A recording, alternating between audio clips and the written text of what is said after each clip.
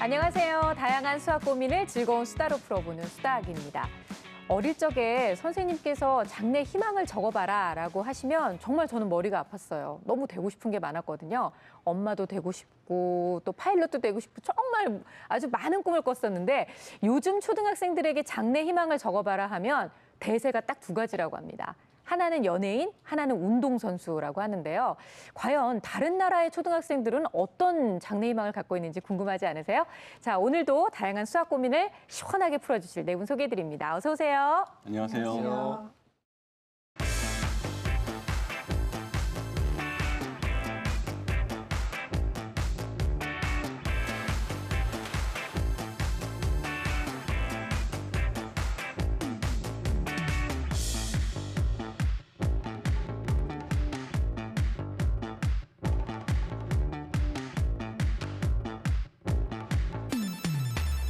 김일희 씨는 어렸을 때도 왠지 장래 희망이 그냥 개그맨이었을 것 같아요. 아닙니다. 아, 그래요? 저희 어렸을 때 꿈은 굉장히 특별했어요. 제 꿈은 어른이 되는 거였는데 그 꿈을 이뤘습니다. 이루셨어요. 어머, 너무 잘 이루셨네요. 꿈을 이룬 사람들이 많지가 않거든요. 일단 그 꿈을 이뤘고 두 번째 꿈이 이제 개그맨이 되는 거였죠. 네. 근데 그때 소원을 좀 확실하게 빌었어야 되는데 유명한 개그맨이 돼야겠다 꿈을 꿨었어야 되는데 그냥 개그맨이 개그맨. 돼야겠다 했더니 그냥 개그맨으로 끝났습니다. 그래서 우리 청소년들은 꿈을 꿀 때 네. 좀 더 큰 꿈을 그래요. 꾸기를 바랍니다. 정말 그냥 원대한 꿈이 아니죠. 기왕이면 큰 꿈을. 민성원 소장님은 어렸을 때 어떤 장래 희망을 갖고 계셨어요? 초등학교 때는 어머니가 저보고 의사가 되라고 그러더라고요. 그래서 의사가 돼야 되겠다라고 떠들고 다녔고요. 중학교 때니까 판사나 검사를 하라는 거예요. 그래서 다 어렵네요. 중학교 때는 왜 또 판사나 검사냐 그랬더니 의사는 좀 갇힌 공간에 있고 판검사가 좀 더 괜찮은 것 같다. 그래서 중학교 때는 판검사 얘기를 하고 다녔고 고등학교 왔더니 아버지가 상과대학 나와가지고 회사에 취직하거나 네 사업을 하는 게 좋겠다. 네. 그래서 고등학교 때는 뭐 상과대학을 가겠다고 했어요. 그 경제학과 갔는데 제가 꿈에 대해 생각한 거는 33살 때였던 것 같아요. 그러니까 꿈은 언제나 개방되어 있는 거예요. 근데 잠깐 얘기만 들어봐도 사실 옆에서 부모님이 제안해 주시는 그리고 또 사회에서 그 눈에 띄는 직업들 이런 직업에 아이들이 아무래도 또 눈이 가고 또 귀가 가게 되는 것 같은데 그래서 옆에서 다양한 직업에 대한 얘기를 좀 해주시는 것도 중요할 것 같아요. 일본의 경우에는요 초등학생들이 파티셰와 교사를 장래 희망으로 가장 많이 꼽았고요. 북한은 외교관과 농민 그리고 미국은 가장 정말 네. 아이들답네요. 슈퍼히어로. 난 스파이더맨이 되고 싶어. 나이 때는 정말 이게 제일 순수한 거 아닌가요? 그러니까요. 네. 저희 아들도 꿈이 슈퍼히어로가 되는 거예요. 아직도 그래요, 10살인데. 그리고 또 소방관이 되고 싶다. 이런 그 아주 소박한 그리고 또 정말 아이다운 그런 장래 희망을 갖고 있었는데요. 김진 선생님 사실 우리나라 아이들 보면 대부분 다 그렇게 많이들 얘기하죠. 연예인 되고 싶어요, 운동선수 되고 싶어요. 그렇지 않나요? 네, 맞아요. 그 TV 매체의 노출이 대단히 큰 것 같아요. 일본 그래요. 같은 경우도 요리 방송이어서 파티셰가 엄청 많이 등장하잖아요. 드라마에서도 많이 네, 나오고. 맞아요. 그리고 미국에서는 또 히어로물, 영상물, 영화 많이 등장하잖아요. 그래서 우리나라도 보면 어린이들은 이렇게 뽀로로의 친구가 되고 싶어요. 뭐 그런 아이들도 되게 많고요. 아, 네. 그래요? 1, 2학년만 돼도 과학자도 있고 뭐 졸라맨이 되고 싶어요. 이렇게 캐릭터들이 되게 많은데 고학년만 돼도 대부분 다 연예인, 네. 의사, 판사 이렇게 TV 매체 영향력이 참 큰 것 같아요. 그나마 사람이 되고 싶다면 다행인데 정말 뭐 갑자기 뭐 자기 공룡이 되고 싶다 뭐 이런 얘기할 때 정말 대략 난감했었죠 저도. 근데 아이가 많이 크니까 그런 얘기는 잘 통해서 참 다행인 것 같아요. 근데 직업 얘기를 하면서 다 보면 참 다양한 직업이 있지만 어차피 저희 프로그램 수다학이잖아요. 역시 수학과 모두 다 연관이 있는 그런 직업들 아닌가요, 교수님? 뭐 히어로든 농민이든 뭐 아까 파티셰, 네. 파티세든 어쨌든 미래의 직업은 다 미래의 산업과 연결이 돼 있을 거라고 봐요. 그러니까 미래의 산업, 그러니까 무인 자동차, 드론, 그다음에 빅데이터, 네. 뭐 3D 컴퓨터 이런 미래 산업하고 연결이 됐는데 뭐 드론이다. 그럼 드론은 뭐 도킹 기술자나 뭐 엔지니어만 필요한 게 아니라 그걸 조정하는 사람도 필요하면 농민이 드론을 활용할 수도 있는 거고요. 그렇죠? 빅데이터가 아무도 안 쓸 것 같지만 아까 파티셰도 고객의 취향이나 완전 그렇죠. 뭐 네. 아니면 필요성 같은 것들을 다 분석해서 뭐 적용할 수 있을 거고. 그래서 어차피 미래 산업은 수학과 밀접한 관계가 있을 수밖에 없다. 저는 네. 그렇게 봅니다. 네. 참 모든 사람들이 피해가고 싶은 과목이 수학이긴 하지만 어떤 직업을 갖건 어른이 되면 다 수학과 이렇게 연관된 일을 할 수밖에 없다는 것을 다시 한번 꼭 짚어드리면서 그렇기 때문에 수다학이 여러분의 친구가 되어드리겠습니다. 자, 오늘 수다학에는요, 과연 어떤 고민을 갖고 찾아오셨는지 오늘의 주인공 화면으로 만나볼게요. 이곳은 일산 동구. 우선 주인공 어머니부터 만나볼까요? 네, 저는 권민근 엄마 이지영입니다. 민근이 어머님, 무슨 고민 때문에 사연을 보내셨나요? 민근이가 공부를 곧잘 하는 것 같아요. 지금까지는 또 저학년이었고, 이제 근데 지금 연산 같은 거나 이런 것들을 다 머리로 자꾸 하니까 이렇게 연습장을 잘 쓰질 않아요. 쓴다 그래도 머리로 생각을 대부분 하고 그냥 곧 놓칠 수 있는 그런 숫자들만 이렇게 톡톡 이렇게 쓰거든요. 그러니까 고학년이 또 되면 문제가 더 복잡해지다 보면 이제 더 실수할 것 같거든요. 그래서 이런 부분을 어떻게 고칠 수 있고 얘기해 줄 수 있는지 궁금합니다. 초등학교 5학년인 민근이는 로봇 과학자가 꿈. 현재 정보과학 영재반에 다니며 꿈을 키워가고 있습니다. 책장에 책이 굉장히 많은데요. 과학책도 참 많은 것 같고요. 그렇네요. 민근이가 과학만큼 좋아하는 과목이 바로 수학. 평소 수학 잡지도 즐겨 읽는다는데요. 그런데 문제집을 보면 상황이 다릅니다. 이거 민근이가 푸는 문제인데요. 그러니까 이런 식으로 그러니까 뭐 이렇게 쓰게 되어 있는 부분은 이렇게 그 줄이 쳐져 있는 부분은 쓰긴 하는데 이렇게 수학 문제집은 이렇게 깨끗해야 될 것 같지는 않고 뭔가 식도 적고 좀 연산도 하고 이렇게 해야 될 것 같은데 그런 걸 안 하니까 좀 답답하죠. 저도. 올림피아드 수준의 문제들도 척척 풀지만 현재의 실력만 믿고 문제를 너무 대충 푸는 건 아닌지 걱정이라고 합니다. 근데 그래도 어쨌든 맞았어요. 저렇게 풀어도 맞았다는 건 머릿속으로 다 이미 계산이 된 거 아닌가요? 자기한테 쉬운 문제인 거죠. 아, 그뿐만이 아닌데요. 문장이 길거나 오래 생각해야 하는 문제들은 그대로 지나쳐버린다고 합니다. 이게 자기가 컨트롤할 수 있다 없다를 빨리 판단해요. 그래서 없으면 자기가 또 최고로 잘 할 것 같지 않으면 아 이거 내가 못하는데 싶으면 그냥 안 해버리죠. 왜냐하면 항상 잘한다는 얘기를 좀 들어왔던 것 같고 거기에 대한 어떤 그래서 난 잘해야 된다 이런 게 큰 것 같아요. 그래서 아는 거는 또 재미가 없는 거야. 실증을 금방 내죠. 그런 점이 가장 큰 문제점인 것 같아요. 우리 민근이를 위한 정확한 진단을 부탁드려요. 네, 오늘 사연을 보내주신 우리 어머님은 초등학교 5학년 학생을 키우고 계세요. 권민근 학생인데요. 저희가 참 오늘 좀 마음이 가볍습니다. 일단 수학 성적을 아주 잘 받고 있는 수학 우등생이 등장을 했어요. 야, 진짜 오래간만에 거의 처음인가요? 처음인 것 거의 같아요, 잘하는 처음이죠. 아이는. 예. 이리 씨하고 예. 저는 참 부러운 아이잖아요. 아우, 그렇죠? 많이 부럽죠. 근데 이 친구를 아까 뭐 어머니가 뭐 암산으로 문제를 다 푼다 이런 얘기를 딱 네. 하셨을 때 애랑 나랑 안 맞다.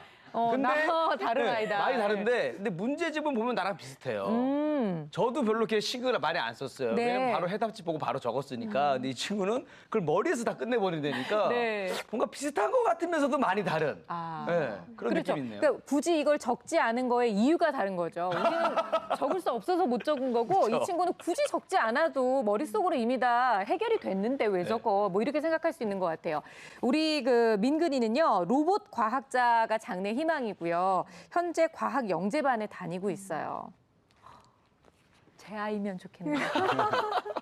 어머님들이 마치 나중에 애들이 우리 아이 뭐 좋은 명문대 나왔어요 이거 하듯이 어렸을 때는 영재반 다녀요. 이미 그럼요. 요거네요. 그러니까. 그죠. 그러나 네. 이런 민근이 어머님도 고민이 있다고 말씀을 하셨는데요. 뭐 앞서 잠깐 이제 화면에서도 보셨지만 일단 암산으로 계산을 해서 답을 쓰다 보니 실수가 간혹 있다. 나는 이 실수를 좀 극복해서 앞으로 초등학교뿐만 아니라 중학교, 고등학교 때까지도 꾸준히 이 실력을 이어갔으면 좋겠다. 더 잘하는 거 바라지 않아요. 그냥 꾸준히 이어갔으면 좋겠다라고 마치 말씀을 그 하셨거든요. MC 우리 유재석 선배님이 그 정상의 MC를 더 올라가지도 않고 꾸준히 유지만 했으면 좋겠다랑 똑같은 거 그런 아닙니까? 거예요. 어우. 김희진 선생님, 영재반 또 교육을 하시니까 더더군다나 이런 친구들 많이 만나보실 것 같아요. 그렇죠. 아주 많이 만나보죠. 영재인 아이들의 어머니 고민은 첫 번째, 아이가 똑똑은 한데 생활 습관이나 이런 것들이 정리정돈이나 이렇게 공부 습관이 안 잡힌 것 같다. 그래서 그렇게 꾸준히 하는 습관을 들여줘야 될 것 같은데 그걸 어떻게 기를 수 있냐라는 질문이 많으시고요. 또 두 번째는 혹여나 이 영재성을 내가 잘못 지도해서 잃게 될까 두렵다. 아, 네. 이 영재성이 둔화되지 않게 자꾸 빛을 발하도록 내가 도와줄 수 있는 방법이 무엇이 있겠느냐. 그런 걸 굉장히 많이 네, 궁금해했습니다. 어떤 자극을 줘야 이 그쵸. 아이를 계속해서 잘 키워나갈 수 있겠느냐. 그렇죠. 그런 고민을 한번 해봤으면 좋겠네요. 네. 근데 정말 이렇게 좀 뭔가를 많이 알고 천재고 뭐 영재고 뭐 이런 아이들의 경우에는 사실상 뭐 다 알고 있으니까 조금만 그 쉬운 걸 알려주면 흥미를 잃어버리게 되고 그렇다고 해서 또 너무 어려운 거를 가르쳐 주다 보면 아까 어머님 말씀하신 대로 다른 사람들한테 내가 못하는 게 있다는 걸 알려지게 될까 봐 그게 또 두렵고 아이들의 마음이 굉장히 복잡할 것 같은데요. 사실 민 소장님께서도 이런 영재 아이들 좀 많이 만나보시잖아요. 네, 이런 많이 아이들의 만나죠. 특징이 좀 있죠. 영재들의 가장 큰 특성 중에 하나가 그 자기가 어려워하는 거를 얘도 안 푼다고 하잖아요. 그게 이유가 뭐냐면 주변에서 똑똑하니까 천재니까 잘한다. 어떻게 그런 걸 했니? 이런 얘기들을 자꾸 한단 말이에요. 그래서 내가 뭘 못했을 때 사람들의 반응이 두려운 거예요. 아, 실망시키고 싶지 않구나. 그렇죠. 친구가. 자기 스스로도 인정하기 싫은 거죠. 그래서 풀 수 없는 문제는 아예 미리 옆에 두고서 풀 수 있는 문제만 자꾸 푸는 거고요. 그다음에 네.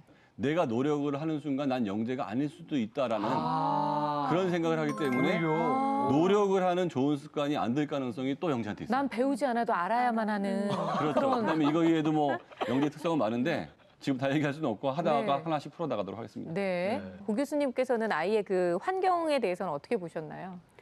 네, 뭐 다 느끼신 거라고 비슷할 것 같은데 굉장히 잘 갖춰져 있잖아요. 네. 책이며 뭐 아이 방이며 뭐 이렇게 교수 연구실 같은 분위기 저는 딱 이렇게 누구까지? 받았는데 네. 아, 그래서 굉장히 잘 갖춰졌구나 이렇게 생각했는데 뭐 또 거기서도 굳이 찾자면 일단 스탠드가 눈에 좀 안 띄었고요. 그래서 아, 아이가 좀 네. 집중해서 보거나 아니면 다른 책을 읽을 때 좀 이렇게 부분 조명이 있는 것도 좋고, 그다음에 뭐 큰 칠판 같은 게 하나 있는 것도 좋고. 과학 잡지 같은 게 잘 꽂혀져 있는데 이제 그런 거는 좀 편안하게 볼 수 있게 편안하게 아이가 좀 앉으면 쉴 수 있는 네. 그런 의자도 좀 따로 있으면 얼마나 좋을까 이제 그런 생각을 했어요. 네. 사실 수학 영재라고 해서 저는 문제집 보면 전부 다 동그라미, 동그라미, 동그라미 이렇게 될 줄 알았는데 그럼에도 불구하고 틀린 것도 좀 몇 개 있어서 약간 인간적으로 보였어요. 그게 인간미죠. 그렇죠. 약간 뭐 단점이 가끔씩 보여야 적어줄 틀리라고 수가 낸 있어요. 문제인데 한 번 좀 틀려줘야 되는 거 아니겠어요? 김희진 선생님께서는 문제 풀이하는 걸 보면서는 또 어떤 걸 좀 보셨나요? 어머니께서 이 아이가 풀이 과정을 쓰지 않고 머리로 암산을 해서 답을 찾아내는 것에 대해서 굉장히 우려를 하셨는데 그거는 어떻게 보면 사실은 대단히 혜택받은 능력입니다. 이제 암산으로 복잡한 걸 계산해서 답을 찾아내고 실제로 많은 영재 아이들이 암산으로 답을 잘 찾아내요. 근데 문제는 지금 이 사례자 같은 경우는 답이 틀린다는 거죠. 다른 애들은 다 맞춰요. 네. 그러면 이제 그 습관 형성에 있어서 민근이가 풀이 과정을 써야 되는 게 맞는데요. 이게 그냥 풀이 과정도 쓰면서 문제를 풀어라고 말을 하면 아이가 이거 안 해도 답이 나오는데 굳이 써야 되는지 그 이유를 이런 아이들은 논리적으로 설명하지 않으면은 행동으로 옮기지 않아요. 네. 그러니까 네가 연산 실력이 지금 봐봐. 전문가 선생님들이 말하잖아. 다른 친구들보다 떨어진대. 그리고 지금 이것을 게으려면 더 떨어져서 언젠가는 네가 이루고 싶은 꿈도 못 가게 할 수 있는 거야. 라고 분명하게 논리적으로 설명을 해서 그러면 풀이 과정을 그냥 쓰는 게 아니라 네 풀이 과정을 보고 엄마가 이해할 수 있게. 그래서 네. 아, 네가 이런 과정을 통해 풀었고 엄마도 네 풀이 과정을 보고 풀 수 이해가 있게끔 된다. 자세하게 네. 써줘봐 하고 지도를 해서 그것을 습관화할 수 있도록 구체적으로 알려주는 게 좋습니다. 네. 일단은 지금 현재는 잘하고 있는데 앞으로 조금만 더 정확하게 계속해서 이 실력을 유지해 나가고 싶다는 우리 민근이 민근이를 좀 더 객관적으로 살펴보기 위해서 저희가 또 이제 검사를 진행했는데요. 이번에는 또 검사 결과가 어떻게 나왔는지 궁금합니다. 예. 전체적으로 봤을 때 얘가 상위 3% 정도가 나왔거든요. 오. 그런데 4% 이상이 되면 이제 영재성이 있다고 그래요. 네. 그러니까 영재성은 분명히 있는 건데 어. 그런데 특이한 게 산수라는 영역, 단순 연산이거든요. 네. 이 부분은 평균 아이들보다 낮았고요. 그다음에 기호쓰기라는 부분, 시각적 집중력이나 그 단기 기억력인데 네. 이것도 보통 아이보다 낮았는데 산수가 낮은 거는 훈련이 안 돼서 낮았다고 판단할 수 있는데요. 기호쓰기가 안 좋은 거는 어떤 이유냐면 일일이 대조를 하는 습관 때문에 그래요. 다시 말하면 그냥 타고난 암기력은 좋을 것 같은데 혹시 틀릴까 봐 하나하나를 일일이 대조하다 보니까 속도가 늦게 나오는 거예요. 기억력의 문제가. 이거는 네. 너무 지나치게 꼼꼼한 것. 근데 항상 지나치게가 붙으면 안 좋은 거거든요. 지나치게 꼼꼼해서 속도가 떨어지는데 이런 거는 중학교나 고등학교나 수능까지 가버리면 제한된 시간 내에 굉장히 빠른 속도로 문제를 풀어야 되기 때문에 앞으로 요 속도가 느린 거나 지나치게 꼼꼼한 것은 학습에 아니면 시험 볼 때 약간의 그 걸림돌이 될 가능성이 있어서 지금부터 차근차근하게 고쳐나가는 노력이 필요할 것 같아요. 네. 맞습니다. 아유, 딱 상담받기 좋은 시점에 이런 얘기를 또 들어서. PD분도 방송국 PD분도 네. 너무 꼼꼼하잖아요. 녹화 시간이 너무 길어져요. 그죠? 지금 누구 들으시라고 그러는 건 아니죠? 아니 우리 PD님 당연히 아니죠. 아, 네. 예. 다른 PD분들 너무 꼼꼼하게 해서 늦게까지 좀 녹화 좀 하지 말아라. 아니 이런 그게 얘기를 아니라 해주는 MC를 지금 MC 내가 너도- 너무 꼼꼼해서 오래 걸린다고 이런 아니야, 얘기하는 거 아니에요? 아니에요.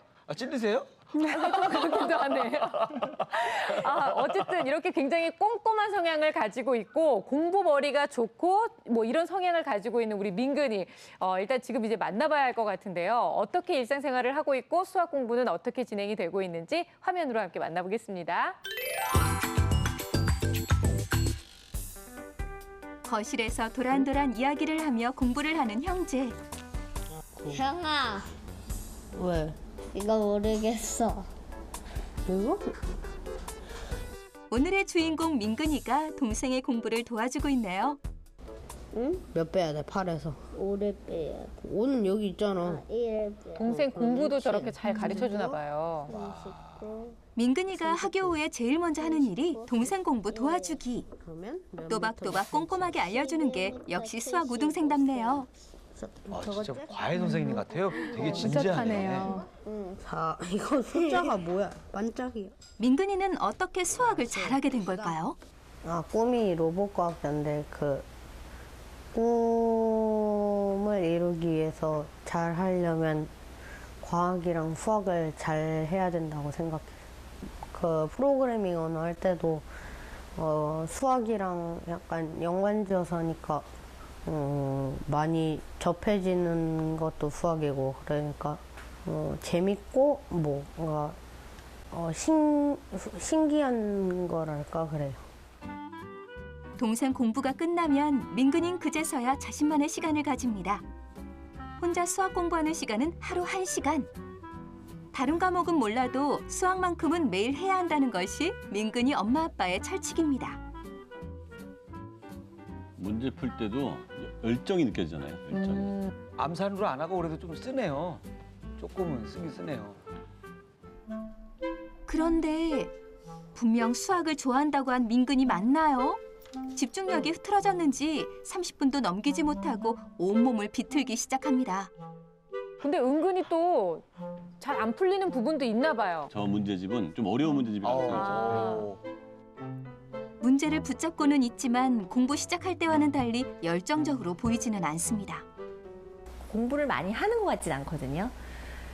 그리고 공부를 할 때도 뭐 한 3-4문제 풀다가 또 한 번 이렇게 나와서 돌아다니거나 아니면 다른 책을 보거나 또 음악을 듣거나 뭐 이런 식이에요. 그래서 그런 거를 좀 어떻게 하면은 바꿀 수 있을까 이런 것도 좀 고민이 됐고요.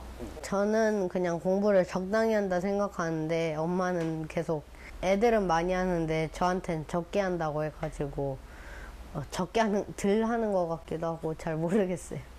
지금은 이제 좀 나오는 것들도 많이 겹쳐서 나오고 그러니까 좀 익숙한 환경에서 공부하다 보니까 계속 공부를 점점 더 안 하는 것 같아요. 지금은 스스로 채점하는 시간. 틀린 문제가 생길 때마다 한숨 소리가 커지는데요. 원래 잘하는 아이라 틀리는 것에 더 민감해 보입니다. 민근이는 어떤 문제를 어려워할까요? 약분과 통분하는 거 어렵고요. 왜냐하면 그게 약분하거나 통분할 때 연산해야 되는 게 많이 있어서 싫어하는 것 같아요. 그러니까 아는 문제는 아주 그냥 쉽고 빠르게 푸는데 조금 길어지거나 그런 문제들은 좀 읽다가 귀찮은 건지 하기 싫은 건지 하여튼 그런 부분에 있어서 금방 포기하고 다음에 풀래 아니면 이거 어려워서 안 할래 자꾸 이런 얘기 하거든요. 학년이 높아지면 민근이가 싫어하는 유형의 문제들이 더 많아질 텐데 어떻게 하면 좋을까요? 기다리던 아빠와의 수학 공부 시간. 민근이는 하루 중 이 시간을 가장 좋아한다고 합니다. 수다학사상 아버님이 등장하신 건 처음이네요. 아니 아버님 피곤하실 텐데 아버님도 눈이 바짝바짝하세요. 수학 문제 풀면서. 아버님도 약간 탐구형 냄새. 네. 그런데 아빠의 지도법이 약간 특이하죠? 아이가 틀린 문제를 각자 풀어서 방식에 대해서 얘기를 나눈대요. 각자의 풀이를 비교하다 보면 긴 설명 없이도 민근이가 자신의 잘못을 쉽게 찾아낸다고 합니다. 영현 아빠랑 보기 똑같네. 아빠가 답만 보고 그렇게 얘기해주는 스타일이 아니고 풀 때까지 기다리는 그 스타일이어서 원리도 잘 설명해 주시고 그런 것 같아요. 어떻게 보면 이게 게임하듯이 누가 먼저 푸나 아니면 새로운 공식이 발견되면 서로 이제 나누고 이렇게 하다 보니까 아마 더 재미를 느끼는 것 같아요. 문제 풀이가 끝나자 아빠가 직접 수학 퀴즈를 내줍니다. 발로 3번 펴지는 거예요. 그래서 결국에는 8조각을 합니다. 아이고 어디서 봤네. 퀴즈에 금세 흥미를 보이고 문제를 쑥쑥 풀어내는 민근이. 이렇게 아들이 수학을 재미있어 하는데도 아빠는 걱정이 있다고 합니다. 5학년이 되면 제가 풀 수 없는 문제들이 나올 것 같아요. 그러면 이제 아마 저도 직접 가르치기 힘들 것 같고 그래서 제가 이 민근이는 사실 로봇 과학자가 되고 싶다고 하거든요. 그래서 좀 더 자기가 이제 정말 자발적으로 열정을 가지고 수학을 이렇게 문제를 풀고 문제 푸는 그 자체를 과정을 즐기고 너무 결과에 연연하지 않았으면 좋겠어요. 오래도록 수학을 사랑하는 아이로 자라는 법 있을까요? 일단은 우리 민근이가 참 복이 많은 게 엄마가 크게 아이를 이렇게 터치도 안 하시지만 아버지가 이게 얼마나 든든한 지원군이에요. 제가 보니까 아빠를 좋아할 수밖에 없을 것 같은데 고유경 교수님께서는 아빠가 지금 그 가르치시는 방식 네. 보셨잖아요. 같이 풀어보고 퀴즈도 내보고 뭐 이런 거. 이건 뭐 굳이 뭐 좋아요, 나빠요 제가 여쭤볼 필요도 없는 거죠. 네, 맞아요. 막 뭔가를 가르치는 것보다 정말 옆에서 같이 풀어보고 틀리면 틀리는 대로 생각해보고 비교해보고 네. 맞으면 맞은 대로 기뻐하고 그런 교수법은 엄마든 아빠든 저는 굉장히 좋은 방법이라고 생각해요. 그리고 네. 아버지 맨 마지막에 하신 말씀 있잖아요. 과정을 즐기고 결과에 너무 연연해하지 않았으면 좋겠다. 네, 너무 공감되는 말씀을 네. 하신 것 같아요. 분명히 아빠의 육아, 아빠의 지도는 엄마가 하는 것과 다른 긍정적인 효과가 있어요. 예를 들어서 애가 다치고 돌아오면 엄마는 다친 거예요? 어떻게 다쳐서? 어쩌면 좋아하는데 아버지는 그 피가 절절 나는 다친 것보다도 왜 다쳤는지 그 과정을 되게 논리적으로 묻거든요, 보통. 그래서 꼭 저렇게 아버지가 직접 수학을 지도해주는 방법 외에도 나는 자신이 없어. 아이랑 함께 하고 싶은데 내가 직접 늘 지도해줄 수 있는 건 아니잖아요. 네. 그럴 경우에는 수학 보드게임이라던가 그러니까 다른 뭐 쌓기나무 놀이라든가 하면서 아이와 함께 이렇게 지도를 하신다면 네. 좋은 효과를 누릴 수 있습니다. 대한민국 아빠도 너무 힘들 것 같아요. 요즘에 아빠들이 뭐 요리도 만들어줘야 되지, 뭐 수학도 가르쳐야지. 가르쳐줘야 되지, 이거 뭐. 아버님들이 정말 순한 시대입니다. 아이, 그래도 너무 보람이 힘들어요. 있잖아요. 네. 근데 민근이 어렸을 때 어머니께서 종이접기를 시키셨대요. 물론 그냥 뭐 억지로 시킨 건 아니고 아이도 굉장히 좋아했고 어려운 것도 척척 만들 정도라고 했는데 이게 그 영재성을 좀 이렇게 발현시켜주고 또 계속해서 개발시켜주는 데 도움이 됐을 수도 있겠죠? 그렇죠. 안 한 것보다는 훨씬 도움이 되고 꼭 종이접기 아니더라도 이렇게 제가 사실은 과학이랑 수학 영재를 그 대학교에서 따로 연구를 했었거든요. 근데 신기한 게 그 남자아이들의 공통점이 어릴 때 지하철 노선도에 굉장히 열광을 많이 하더라고요. 지하철 노선도를 다 외우고 그리고 이런 것에 그러니까 일반적인 신기한 공통점들이 있어요. 아니 그러면 한순간에. 개그맨 강성범 씨도 영재일 수 있는 가능성이 높은 건가요? 지하철 노선 잘 외우는데. 그거는 먹고 살라고.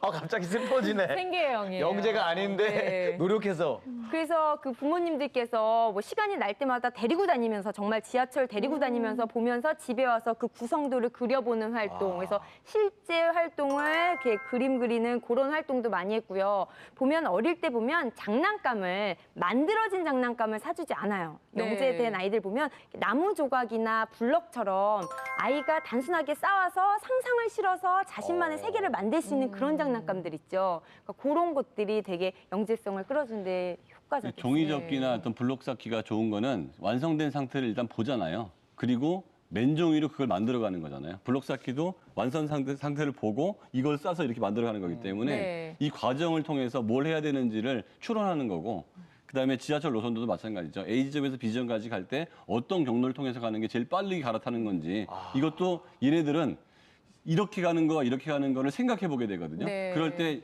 사고력이 굉장히 좋아질 수 있어요. 일단 참 신기한 아이예요. 수학이 재밌고 신기하대잖아요. 저희가 찾고 있었던 수학을 정말 좋아하는 사람이 바로 우리 민근이 같은 모습이 아닐까 하는데요. 하루를 어떻게 또 알차게 보내고 있는지, 수학 공부는 얼마큼 하고 있는지 하루 일과표를 함께 살펴보겠습니다. 초등학교 5학년답게 잠은 아주 푹 자네요. 10시간. 이렇게 잠을 잘 자는 게 되게 중요하다고 하잖아요.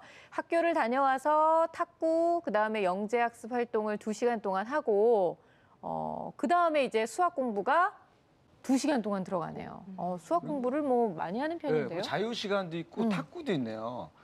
이제야 좀 이 친구가 네. 조금 나랑 같은 생명체구나라는 느낌이 조금 들었어요. 요 탁구 보니까요? 탁구 보고. 이런 것도 하는구나. 그 전까지만 해도 그 스필버그 감독의 E.T.가 떠오를 정도로 전혀 다른 생명체처럼 느끼다가 내가 했던 탁구를 이 친구도 하고 있으니까 너무 동질감이 느껴지면서 좀 정이 가네요, 이제부터. 남들이 보면 이리 씨가 E.T. 같아 보일 수도 있어.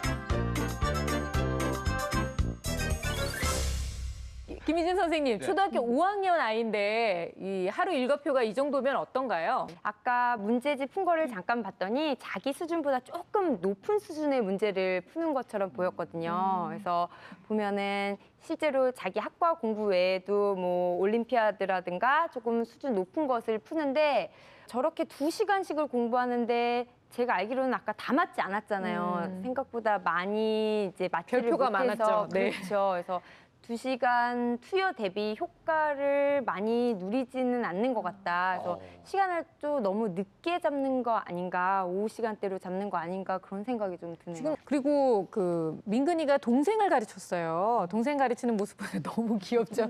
역시 둘 키우는 재미가 저런 거네 싶기도 하고. 근데 동생을 참 잘 가르치더라고요. 근데 저렇게 가르치면서 아무래도 아이한테도 또 도움이 되겠죠. 가르치는 게 굉장히 좋은 학습법 중에 하나죠. 그러면서 자기의 문제점도 아마 거기서 좀 파악할 수 있을 것 같고 잘만 활용하면 그게 이제 수학 때 의사소통도 되고 여러 가지 자기를 점검하는 시간도 되고 또 뭐 잘하면 또 형제 간에 또 그 자기 권위도 네. 서고 우애도 있고 좋은 학습법인 것 같아요. 근데 의외로 본인이 문제를 풀 때는 쉽게 안 풀리니까 막 몸을 비비고 확 집중하지는 않았었어요. 그게 좀 저는 약간 걸리더라고요. 얘가 늘 잘 집중하는 건 아니구나라고 보이기도 했는데 어떠셨나요? 그러니까 대수 쪽 연산 문제를 풀고 있었잖아요. 그런데 이게 얘한테는 그게 좀 지루하거나 잘 안 풀리는 그런 유형의 문제일 수도 있어요. 그래서 그런 대수 문제만 쭉 있으면 아이가 지루하다면 꼭 그걸 끝까지 풀려 하지 말고 중간에 아이가 좋아할 만한 재밌어하는 그런 도전적인 문제를 네. 좀 섞어서 풀어도 좋을 것 같고요. 그다음에 저렇게 그 지금 중간에 이렇게 막 쓰면서 하는데 그 쓰는 과정이 완전히 이렇게 완전 이렇게 차분하진 않았잖아요. 뭔지 잘 알아볼 수는 없었어요. 네, 근데 사실은 영재 아이들한테는 그 사고의 그 수학적 구조를 이렇게 머릿속으로 파악해서 끌어내는 거 굉장히 중요시 여기기 때문에 그런 계산 과정은 웬만하면 다 머릿속으로 하고 이제 그 절차를 굉장히 절차를 쓴다기보다는 그런 머릿속에서 구조를 파악하는 걸 더 중시 여기거든요. 근데 아까 말씀하신 것처럼 근데 학교 시험은 또 굉장히 앞으로 서술형도 중요하고 과정을 또 보여줘야 과정을 되는. 잘 써야 되고 이제 그런 양쪽을 다 할 수 있어야 되는 거죠. 그래서 저렇게 할 때는 우선은 아이가 그 공부를 할 때 일단은 그냥 얘가 하던 대로 문제에 좀 더 어느 시간은 문제에 좀 집중을 하고 그래서 문제를 읽고 이해를 하고 두 번째 단계에서는 필요한 수라든가 아니면 뭐 아이디어를 지금처럼 간단하게 쓰면서 아 답이 이렇게 나오겠구나 이제 이것이 답이겠구나라고 이제 풀어놓고 그다음에 세 번째 단계에서 마지막으로 끝까지 한 번은 이제 점검하는 단계를 좀 거치면 얘가 지금 대수에서 하는 그런 실수도 줄일 수 있고 그다음에 그런 과정을 거치면서 본인이 조금 더 진지하게 공부를 할 수 있을 것 같아요. 그런데 민근이가 중간에 그런 얘기를 했어요. 약분, 통분을 하는데 연산이 나와서 귀찮으니까 재미가 없다 이런 얘기를 했거든요. 사실 조금 그 잘하는 아이들 입장에선 연산이 되게 귀찮은 일이 될 수 있어서 그냥 대충 하게 안 하고 싶다라고 느낄 수 있을 것 같은데 이것도 어쨌든 다 해야 되는 거잖아요. 히디크 감독이 한국에 처음 왔을 때 축구 안 가르쳤죠. 뭐부터 시켰냐면 체력. 달리기, 체력. 그 수학에서의 연산은 어떻게 보면 달리기 체력인데 그 머리가 좋은 아이들은 이 달리기 체력 훈련을 하지 않고도 수학을 할 수가 있는 능력이 있어요. 그래서 이게 너무 귀찮은 거죠. 단어 외우는 거하고 그다음에 연산 문제 푸는 거를 제일 싫어하거든요. 그런데 약한 고리의 법칙이라고 고리가 끊어질 때는 튼튼한 데가 끊어지는 게 아니고요. 항상 제일 약한 데가 끊어져요. 그래서 아직 5학년이라면 연산은 매우 지겨운 거지만 하기 싫을 수도 있지만 그거를 했을 때 약한 고리가 없어지는 거예요. 그러니까 중학교 올라가면 초등학교 때보다는 훨씬 많은 문제가 나옵니다. 그러니까 생각할 시간을 주지 않고요. 빨리 풀어야 돼요. 빨리 풀어야 되고. 근데 연산이 늦은 아이들은 그러니까 수학 관련된 뭐 논리적으로 푸는 것 이런 것들은 다 쉽게 푸는데 제한된 시간 내에 문제를 빨리 정확하게 푸는 거에서는 한두 문제를 항상 놓칠 가능성이 있거든요. 그래서 지금부터 정말 별거 아닌 연산인 것 같지만 요 속도를 올려놓음으로 인해서 얘가 갖고 있는 전체적인 수학 역량에서 약점을 없앨 수 있으면 좋겠어요. 귀찮은 게 아니라 이건 너의 약점이란다라고 확실하게 인지를 시키고 좀 고치는 그러니까 나가는 패스, 슛 다 잘하는데 후반 15분이 남으면 지치는 거예요. 쉽게 확 와닿네요. 그렇죠? 네, 네네. 맞습니다. 자, 그리고 아버님께서는 이제 어떻게 하면 우리 민근이가 앞으로 혼자 또 스스로 자율적으로 잘 공부를 할 수 있는지 그 방법과 더불어서 부모님이 또 해주실 수 있는 또 아이가 이렇게 칭찬만 많이 받다 보니까 새로운 걸 도전하는 거에 좀 약간 두려움이 있다고 말씀하셨거든요. 이런 부분에 대한 솔루션도 좀 들어보고 싶어요. 네, 이 아이는 자신의 꿈도 있고 그다음에 그 미래의 수학이 어떻게 연관이 지어지는가를 잘 알아요. 그래서 어머니께서 아이의 학습에 대해서 관여를 하실 때 뭐 분량 같은 거에 너무 관심을 두지 마시고 이 시기에 굉장히 중요한 거는 이렇게 좀 우수한 아이들은 어려운 문항을 던져줘야 돼요. 그래서 수학적 사고력이 굉장히 확장이 돼야 되거든요. 정형화된 문제를 반복해서 풀기보다는 좀 섞어서 좀 창의적인 문항에 대해서 도전적으로 풀어볼 수 있는 기회가 있어야 되고요. 그다음에 이런 민근이 같은 아이가 해나가기 좋은 게 뭐냐면 와리프나 전략을 써서 만일 이렇다면 어떻게 되지?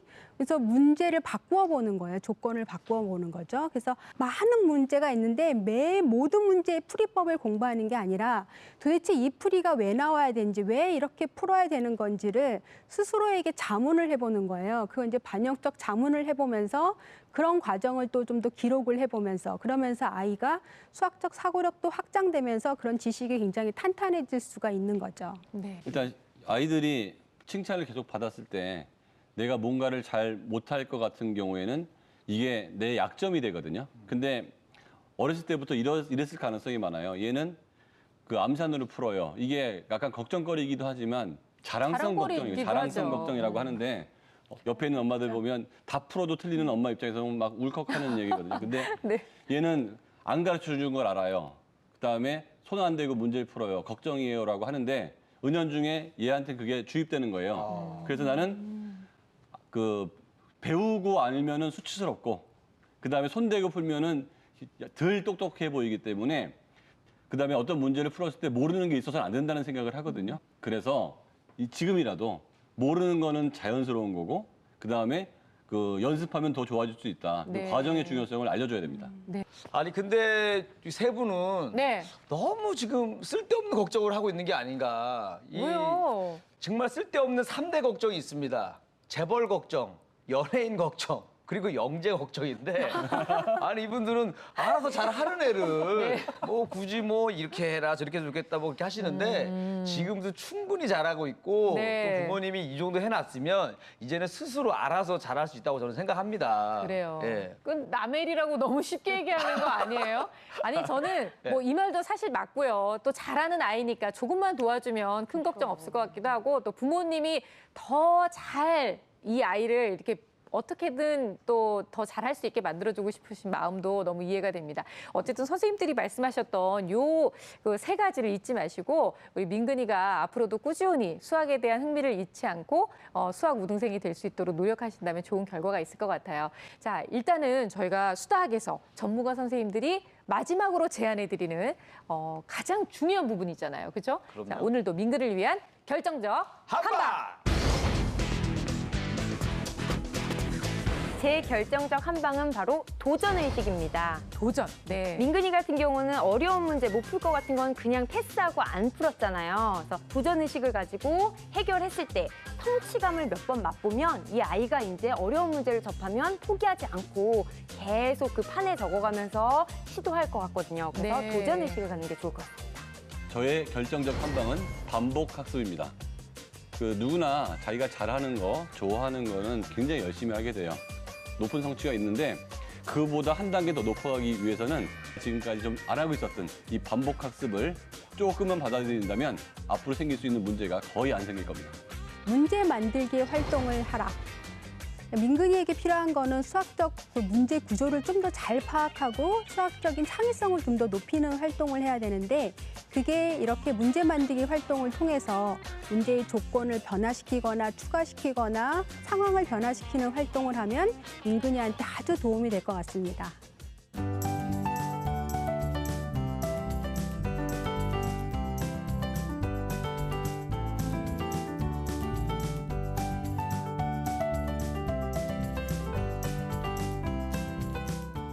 네, 오늘 전문가들이 제안해 주셨던 결정적 한방은요. 도전의식, 반복학습, 그리고 문제 만들기인데요. 뭐 별 문제 없는 집이니까 네. 뭐 결정적 한방 같은 것도 뭐 안 내실 거죠, 오늘은? 아 무슨 소리입니까? 당연히 있죠. 아, 그래요? 그러면 뭔데요? 제 조언이 가장 전문가분들 거보다도 제일 공감대가 있으실 거예요. 저의 기대가 결정적 큽니다. 네. 한방은 부럽다. 아니면 진짜 이렇게 화목한 가정에서 살고 있는 아이가 너무 부럽고 그래서 지금 갖고 있는 거 충분히 즐기고 네. 그냥 친구들하고 이제 조금 놀아도 되지 않을까. 예, 영재로 사는 것도 좋지만 또 아이로서의 또 특권도 누리면서 살았으면 좋겠다라는 생각을 해봤습니다. 네. 좋아요. 좋아요? 네. 우리 민근이가 뭐 누구나 다 가질 수는 없잖아요. 약점이 있다고 하니까 그 약점만 잘 보완하면서 정말 수학 우등생으로 또 수학 영재로 앞으로 또 본인이 원하는 장래 희망대로 로봇 과학자가 꼭 됐으면 좋겠습니다. 그리고 민근아, 아줌마도 부럽다 얘. 네.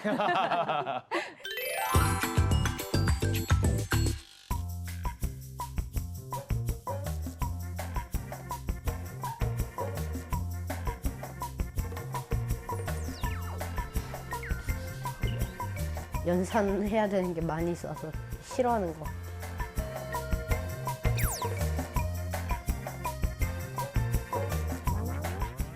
오늘은 진짜 수학이 어렵고 힘들어서가 아니라 수학을 잘하는데 어떻게 하면 계속 잘할 수 있을까요? 라는 고민을 나누고 있는데 일단은 영재들 그리고 수학을 잘하는 아이들은 아무래도 연산도 좀 귀찮은 부분도 있고 너무 쉬운 거는 또 하기 싫고 이 나름대로의 고민이 있는 것 같아요. 게으른 수학 영재들을 위해서 좀 고민을 해결해 주셨으면 좋겠는데 어떤 방법이 있을까요? 김희진 선생님.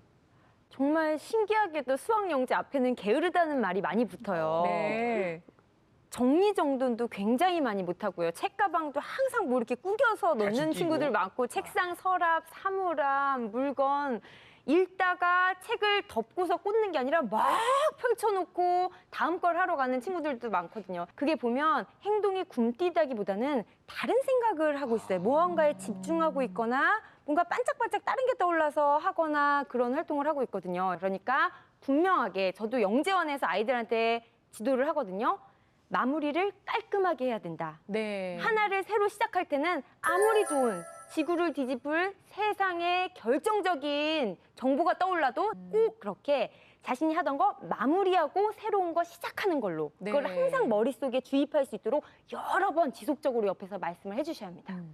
저는 이 영재들은 사실 드러나고 관심 많이 가져주잖아요. 근데 아인슈타인이나 에디슨 같은 분들은 다 그렇게 해서 쫓겨나서 근데도 천재가 됐단 말이에요. 네. 그래서 혹시 학교에서 이 공부를 잘 못한다고 이 무시받고 있는 아이들 중에도 천재가 나올지도 모릅니다, 그럴 수도 선생님들. 있죠. 네. 그렇기 때문에 무시하지 우리가 말라고요? 무시하지 말고 우리 친구들, 내 동생들 건들지 말고 학교 잘 다니게 선생님들 늘 관심과 사랑을 부탁을 드리겠습니다.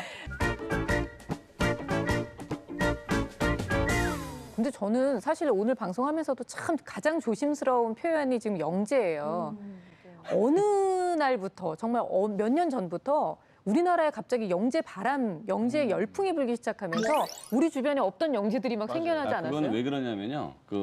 영재교육법 생긴 다음에 영재의 퍼센트 숫자를 늘렸어요. 영재의 정의를 다르게 잡은 거죠. 옛날에는 이게 나라마다 퍼센트가 다르거든요. 한 상위 몇 퍼센트 정도를 따로 관리하겠다고 하는데 미국보다는 아직도 적어요. 근데 굉장히 적었습니다. 옛날 교육청 연대 숫자가. 근데 그 전체적인 세계적인 분위기가 영재 교육을 해야 그 나라가 발전한다고 그래서 우리나라도 그 숫자를 늘려서 영재학급, 교육청 영재원, 대학부설 영재원 이렇게 늘렸기 때문에 갑자기 영재가 많아진 거죠. 네. 그래서 그런지 어머님들도 그 영재, 내 아이를 바라보는 그 기준이 굉장히 좀 많이 낮춰지신 것 같다는 생각이 들어요. 아이를 바라보면서 뭘 조금만 잘하기만 하면 아니면 말이 좀 빠르기만 해도 저희 아이 영재인가 봐요. 막 이러면서 영재 검사 받으러 가시잖아요. 바본가 봐요. 그래서 어머님들이 조금 더 냉정하게 내 아이를 바라보는 시각은 좀 필요하지 않을까라는 생각이 들어서요. 이 부분에 대한 교수님의 고견을 좀 듣고 싶습니다. 네, 근데 이제 보통 영재를 판정할 때는 그 영재들이 갖고 있는 특성에 이제 비추어서 이렇게 얘기를 하죠. 그래서 보통 영재들이 갖고 있는 특성이 뭐 과제 집착력, 뭐 문제에 대한 호기심, 그다음에 문제를 파악할 때 굉장히 그거를 필요한 수학적인 요소를 빠르게 이렇게 잡아낸다거나 아니면 처리 속도가 빠르다거나 아니면 문제를 그러니까 수학적 개념을 기억하는 능력 또는 수학이 새로운 개념을 가르치면 적용하는 능력 이런 게 굉장히 우수하다고 이제 보죠. 근데 그런 아이들을 보통 영재인 특성이 있는 아이들이다 이렇게 보는데 결국은 영재를 판정하는 거는 여러 가지 판별 문항들이 있고 또 IQ도 있고 그래서 그런 것들도 보지만 결국은 전문가들이 아주 신중하게 이렇게 보고서 영재인 거를 판단할 수가 있는 거지 일반적으로 영재를 판단하기는 쉽지 않아요. 네. 또 반대 경우도 있어요. 정말 복받은 케이스죠. 아이가 진짜 천재예요. 근데 엄마는 어떻게 해줘야 될지 모르겠어요. 난 아무것도 모르는데 이런 아이 같은 경우에는 어떻게 해야 돼요? 엄마는 조심하셔야 될 점 한두 가지. 네. 예를 들어서 조숙한 아이들 있죠. 초등학교 6학년인데도 22살처럼 보이는 애들이 있어요. 그러면 얘는 아직도 사탕 빨아먹고 싶은 아이인데 옆에서 숙녀대하듯이 대하면 얘 어린 시절이 없어지는 것처럼 영재들도 애예요. 그러니까 인지 능력이 좋고 수학을 잘 풀고 과학을 잘 이해할 뿐이지 세상에 대한 지혜가 있는 건 아니거든요. 그런데 얘가 똑똑하다고 해서 어른 대접을 해주는 부모들이 계세요. 그러면 이 아이가 누려야 될 어린이로서의 시절을 부모가 뺏어가는 거거든요. 네. 괜히 판단하거나 고민할 필요 없는 것까지 집 이사 가는 것까지 얘한테 물어본다는 거예요. 이 동네가 어떻게 될 것 같으냐. 너무 존중하네요. 그럼 얘는 판단할 필요 없는 것까지 판단하다 보면 어린 시절이 날아가니까 절대로 부모님은 부모님의 권위를 가지고 계셔야 됩니다. 네. 네. 어머니들이 아이의 영재성을 확인하고 나면 굉장히 조급해하시는 걸 많이 느껴요. 설사 이것을 잃지 않을까, 점점 둔재화되지 않을까, 어떻게 키워줘야 되는지에 대한 질문을 가장 많이 받거든요. 그런데 영재는 컴퓨터로 치면 성능이 조금 좋은 컴퓨터일 뿐이에요. 이 성능 좋은 컴퓨터를 냉장고에 보관하거나 기름칠하진 않죠. 똑같이 다른 일반 성능이 느린 컴퓨터하고 똑같이 바람 부는 데에서 먼지 닦고 같이 관리하거든요. 네. 다만 이 어릴 때는 한글을 빨리 떼고 구구단을 빨리 외우고 간단한 것으로 금방 확인할 수 있기 때문에 영재야 하는데 커갈수록 그 확인할 수 있는 계기가 적기 때문에 네. 뭔가 아이가 일반화 돼가는 것이 아닌가 조급해지는데 그렇지 않습니다. 그러니까 중요한 거는 괜히 이것을 키우시겠다고 자꾸 아이에게 갖다 줘서 질리게끔 더 거부감이 들게끔 그리고 자신이 둔하다고 잘 모르는 것을 내가 영재가 아닌 것을 확인하게끔 해서 만들지 마시고 다만 이 아이가 그때그때 궁금해하는 것들이 있어요. 관심사나 꼭 알고 싶어하는 탐구하는 것들이 있거든요. 그거에 대한 관련된 자료나 답은 찾아주는 노력을 꼭 관심을 가지고 해주시는 게 좋습니다. 네. 또 역지사지로 네. 김일희 씨가 그 수학을 잘하는 아이들을 보면서 제가 참 저랬으면 좋겠다. 뭐 이렇게 바람을 오히려 좀 알려주면 그것도 좋은 해결책이 될 것 같아요. 저는 이 친구들한테 해주고 싶은 얘기는 이런 얘기를 하고 싶어요. 왜 옛날에 이런 말이 있잖아요. 그 게으른 천재는 노력하는 둔재를 이길 수 없다. 토끼가 정말 빨리 뛸 수가 있는데 잠깐 잠을 자는 사이에 거북이가 느리게 와가지고 네. 그러면서 느리게 오는 사이에 그 시간 동안 다양한 경험들을 하게 되잖아요. 그 경험이 축적되면서 게으른 토끼를 이긴단 말이죠. 그렇기 때문에 거북이를 생각하면서 열심히 분발해라. 나의 네. 천재성에 노력까지 좀 더했으면 좋겠다라고 이 둔재 아저씨가 영재들한테 얘기하는 거니까 무시하지 말고 영재들아, 요 아저씨 얘기 좀 들어줘라. 알았지? 네, 오늘은 수학을 좀 곧잘 따라하는 뭐 수학 영재라고 불리우는 아이들을 두신 부모님들한테 굉장히 많은 공감대를 좀 형성하지 않았을까 싶어요. 선생님들이 제안해 주셨던 거 잊지 마시고요. 그리고 가장 중요한 건 역시 아이는 아이다라는 거 잊지 마시고 또 우리도 김일희 씨가 너무 좋은 얘기 해줬잖아요. 노력하는 아이가 천재를 이길 수 있어요. 그렇죠? 그렇습니다. 확신해요? 네. 네. 그러니까 내 아이에게도 너무 잘하지만 너도 계속 노력해야 돼라는 것을 가르쳐 주실 수 있다면 내 아이가 정말 원하는 대로 계속 수학 영재로 꾸준히 성장해 나가지 않을까 싶습니다. 자, 오늘도 수학 함께해 주셔서 감사하고요. 다음 주에도 또 새로운 사연 들고 찾아오겠습니다. 감사합니다. 감사합니다. 고생 많으셨습니다.